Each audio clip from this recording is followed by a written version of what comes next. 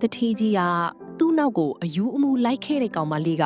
အခုတော့သူ့ကိုလုံးဝဥပိ္ပခါပြုထားတာကိုတွေ့လိုက်ရတဲ့အခါတုန်လှုပ်သွားခဲ့ပါတယ်။သူမရဲ့ခံစားချက်ကိုစမ်းတက်ဖို့အတွက်သူကတခြားမိန်းကလေးတစ်ယောက်နဲ့အတူတူတောက်ပြခဲ့ပေမဲ့သူမကတော့ဘာမှမဖြစ်တယ်လို့ပါပဲ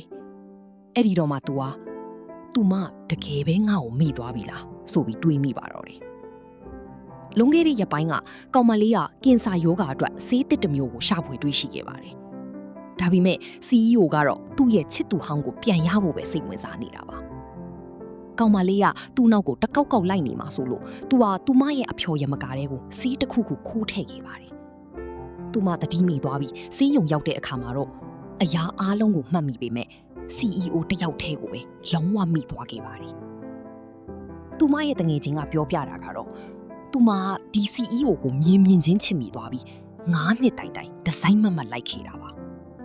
ဒါပေမဲ့ CEO ရဲ့ရင်ထဲမှာတော့တခြားတစ်ယောက်ပဲရှိနေခဲ့ပါတယ်။သူလမ်းခွဲပြီးစိတ်တက်ကြနေချိန်မှာတော့ကောင်မလေးကအနားမှာရှိနေပြီးခဲ့ပေမဲ့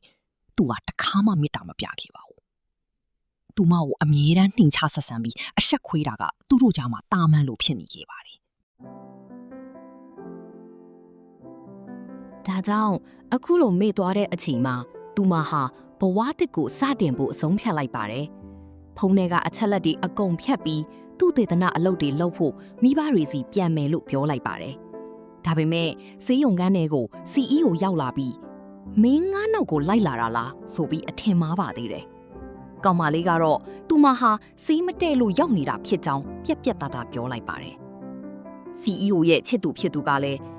နင့်လိုခွေးတကောင်လို9နှစ်လုံးလိုက်ခဲ့တဲ့သူကဘသူလဲတိလားဆိုပြီးလှောင်ပြောင်ပါတယ်။ CEO ကလည်းသူမဘက်ကပဲအမြဲရက်တည်ပြီးကောင်မလေးကိုအမြဲအပြစ်တင်ပါတယ်။ဒါတမကသေးပဲကောင်မလေးကိုတယောက်ကလှီကားပေါ်ကတွန်းချခဲ့ပါသေးတယ်။နောက်ဆုံးတော့ကောင်မလေးရဲ့တငယ်ချင်းကသူမစိတ်သက်သာရာရအောင်ဘားတစ်ခုကိုခေါ်သွားခဲ့ပါတယ်။အဲ့ဒီမှာလေ CEO နဲ့သူ့ချစ်သူကရောက်လာပြီးလူပုံအလယ်မှာသူမကိုစိတ်နာအောင်တမင်ဟန်ဆောင်ပြကြပါတယ်။ CEO ကသူမကငါ့ကိုချစ်ယုံနဲ့ငါကပြန်ချစ်ရမှာလားလို့ဆက်ပြောလိုက်တဲ့အပြင်သူမကိုအလုတ်ကထုတ်ပစ်ချင်နေတာကြာပြီလို့ပါပြောလိုက်ပါတယ်။ဒီစကားတွေကိုကြားလိုက်ရတဲ့အခါကောင်မလေးရဲ့နှလုံးသားဟာအပိုင်အပြက်ကွေးကြည့်သွားပါတော့တယ်။ကဲသူမတကယ်ပဲအရာအားလုံးကိုစွန့်လွတ်ပြီးထွက်သွားမှာလား။ CEO ကတော့နောင်တရခြင်းရှိပါမလားဆိုတာသိချင်ရင်တော့ like ပေးထားကြပါဦးနော်။